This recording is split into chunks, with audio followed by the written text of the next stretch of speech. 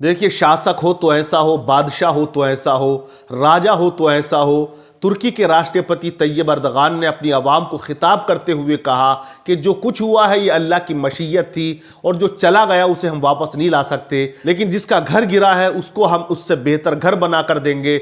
अगर उसका एक दरख्त गिरा है तो हम उसके बदले उसे 10 दरख्त लगा कर देंगे, लेकिन आप सब्र करें, गम ना करें, अल्लाह हमारे साथ है।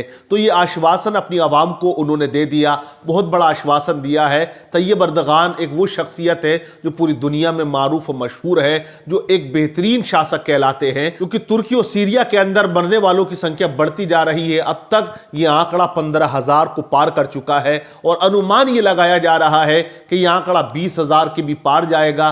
कुछ का अनुमान यह है कि 30,000 तक जाएगा, क्योंकि जलजला बहुत ज्यादा शदीद था। लेकिन वहीं पर ऐसी भावुक करने वाली तस्वीरें भी सामने आई कि जिन्हें देखकर दिल भर आया। तस्वीर में आप इस कुत्ते को देख रहे हैं, ये वो कुत्ता है जो अपने मालिक को निकालने की कोशिश करता है, चीखता है, चिल्लाता है, क्योंकि इसका मालिक इस इमारत, इस बिल्डिंग के अंदर दब चुका है और ये अपने मालिक की वफादारी में वहीं पर बैठा हुआ है। वहीं पर बैठे बैठे भौंक रहा है, कोशिश भी कर रहा, लेकिन जानवर है, क्या कर सकता था, भौंक सकता था, इसके अलावा उसके हाथ में कुछ भी नहीं था और इसने अपनी वफादारी का भरपूर और मुकम्मल सबूत दिया है। वहीं पर आप देखें ये इमारत कितनी खूबसूरत लग रही है, लेकिन जब जलजला आ गया उसके बाद इसकी हालत ऐसी हो जाती है। आप ये स्टेडियम देख रहे हैं, जब जलजला नहीं आया था तो ये बिल्कुल खाली था और उसके बाद आप तस्वीर देख सकते हैं कि भरा हुआ है। राहत कैंप इसको बना दिया है, लोग यहां आकर आराम कर रहे हैं, लोगों को बसाया जा रहा है, लोगों का ठिकाना यहां पर बनाया जा रहा है। दर्द भरी कहानी तुर्की और सीरिया की बनी हुई है, पूरी दुनिया कदम बढ़ा रही है उनकी मदद के लिए।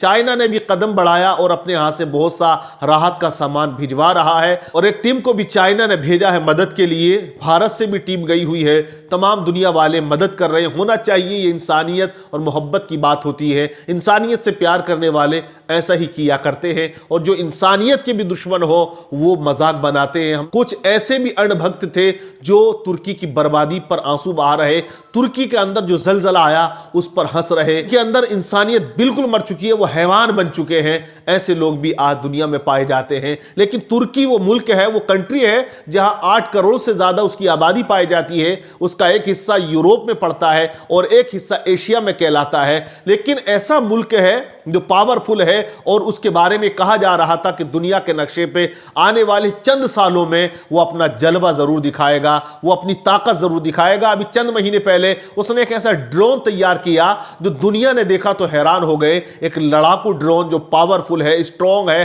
ताकतवर है, लड़ने की क्षमता उसमें तमाम दुनिया के ड्रोनों से ज्यादा है। तो इस ड्रोन को देखकर दुनिया हैरान थी कि वाकई एक ऐसी टेक्नोलॉजी, ऐसा ड्रोन तुर्क ने तैयार कर दिया जो बड़े बड़े मुल्कों को मात दे सकता है। तो देखें, ये तमाम तैयारियां, ये तमाम अपने आप को ऊपर लाने की कोशिश तुर्क कर रहा, क्योंकि 100 साल पहले जो प्रतिबंध लगा था तुर्क पर वो कहीं ना कहीं अब हटते हुए नजर आ रहे थे। तुर्की के अंदर बहुत ज्यादा तेल पाया जाता है, लेकिन एक मुआहदे के तहत तुर्की उसको खुद नहीं बेचता था और ना उसका रेट वो फिक्स कर पाता था। लेकिन वो मुआहदा जो 100 साल पहले हुआ वो खत्म हो जाता और तुर्की अब उसका रेट भी फिक्स करता और वो अपने सर से उसको मार्केट में बेचता। पर आप तुर्की की ताकत का अंदाजा लगा सकते हैं। खिलाफत उस्मानिया एक वो खिलाफत थी जो पावरफुल थी, वो तुर्कियों के हाथों में थी और वो पूरी दुनिया में हुकूमत किया करते थे। उनके नाम से लोग डरा करते थे। जिस मुल्क को हम आज सऊदी अरबिया कहते हैं वो पहले सऊदी अरबिया नहीं था, बल्कि हिजाज मुकद्दस कहलाता था।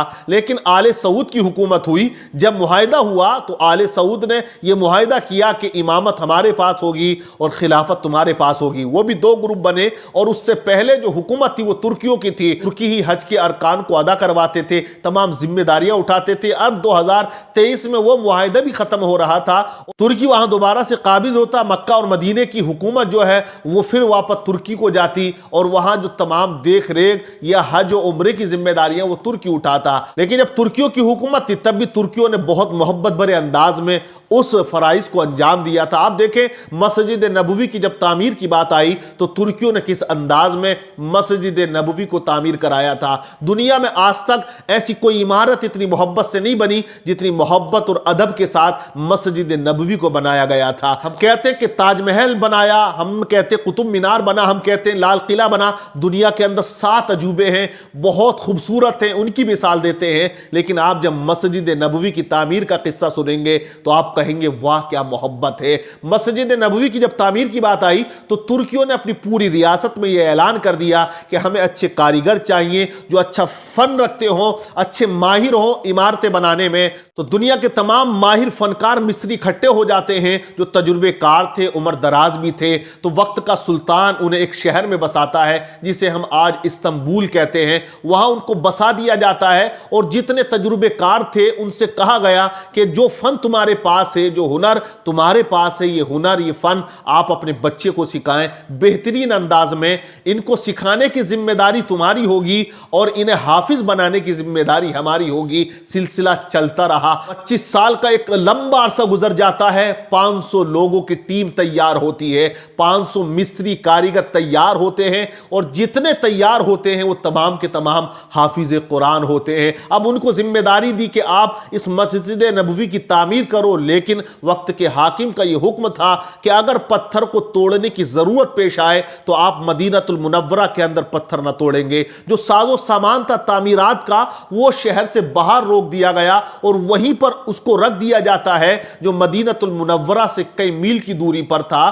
اگر پتھر توڑنے کی ضرورت پیش آتی تو آپ دیکھیں وہ پتھر وہیں پر جاتا، ٹوٹتا کٹتا، پھر واپس آ کے مسجد نبوی کے اندر تعمیر میں اس کو لگایا جاتا۔ تو اتنا ادب اور اتنی محبت کے ساتھ ان لوگوں نے مسجد نبوی کو تعمیر کیا، اور حیران ہو جائیں گے جان کر جتنے مزدور اور مستری تھے وہ تمام کے تمام حافظ قرآن تھے، اور سب کو یہ حکم تھا کہ بغیر وضو کے کوئی کام نہ کرے گا، تمام لوگ باوضو ہو کر کام کریں۔ تو جتنے مزدور اور مستری تھے سب کے سب باوضو ہو کر قرآن کی تلاوت کرتے تھے اور درود شریف پڑھا کرتے تھے۔ یہ دربار رسالت کا ادب تھا، یہ گنبد خضرا کا ادب تھا، یہ رسول پاک کی بارگاہ کا ادب تھا کہ انہوں نے اس طرح سے مسجد نبوی کی تعمیر کی۔ اور جب مسجد نبوی تیار ہو جاتی ہے تو محبت کی یہ داستان آج بھی قائم ہے اور قیامت تک قائم رہے گی کہ اتنی محبت اور اتنے ادب سے آج تک نہ کوئی عمارت بنی ہے اور نہ قیامت تک کوئی ایسی مثال پیش کر سکتا ہے۔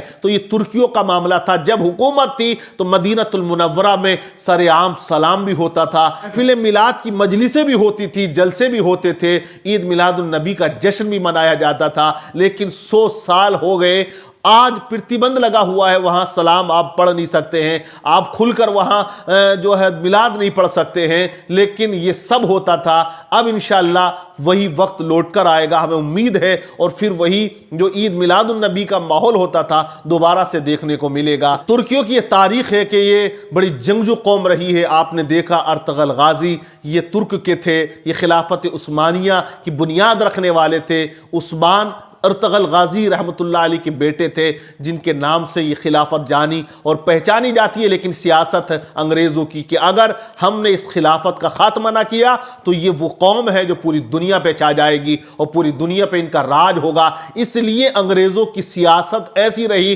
کہ پہلے اس خلافت کا خاتمہ کیا، اور ایک وہ منحوس مردود شخص جس کو انہوں نے خریدا، اور خریدنے کے بعد تمام اس معاہدے پر سگنیچر کرائے، کمال مصطفیٰ پاشا، اسی کے انڈر گراؤنڈ میں رہ کر یہ تمام سگنیچر ہوئے، ہستاکشر ہوئے، اور ترکی کو ایک سیکولر دیش گھوشت کر دیا جاتا ہے۔ لیکن دن واپس آئیں گے، اس حادثے نے ترکی کو توڑ کر رکھ دیا ہے، بہت عظیم حادثہ ہے، ابھرنے میں وقت بھی لگے گا، ٹائم بھی لگے گا۔ بہرحال دعا کرتے اللہ وہاں کے لوگوں کو حوصلہ عطا کرے، صبر عطا کرے، جن کے وارث دنیا سے جا چکے ہیں اللہ انہیں صبر کی توفیق عطا فرمائے، حوصلہ عطا فرمائے، ان کی پریشانیوں کو اور مصیبتوں کو اللہ دور فرمائے۔